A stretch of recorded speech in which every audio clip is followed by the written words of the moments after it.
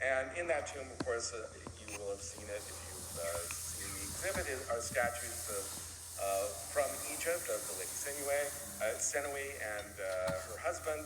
And Reisner saw these statuary and assumed, oh, well, it must be an Egyptian colony. And that was partly because the Kerma civilization was so obviously complex and grand that it couldn't have been a native African civilization. It had to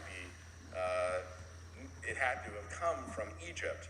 And you'll note I use that terminology. That's not because I don't think that Egypt was not an African civilization. In fact, I'm firmly convinced it is, but it's often treated as if it isn't, and one still sees these sort of titles.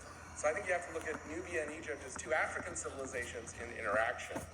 And so there were, to be fair, some Egyptologists who pointed out things like these massive tumuli, the practice of retainer sacrifice, and so on, are all practices that are very different from Egypt. Also, all different aspects of the material culture, burial practice. I'll have some examples in just a second.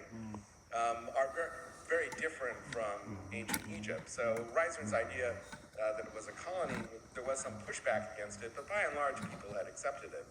But instead, what we should see is the display of items like the statuary actually looted from Egypt reflects a kind of projection of esoteric knowledge and power by these Kushite rulers. So you have this, this civilization to the north, and by bringing in and deploying these statues, other aspects of material culture, they're showing their knowledge of distant lands and power and authority by showing how they can control the other.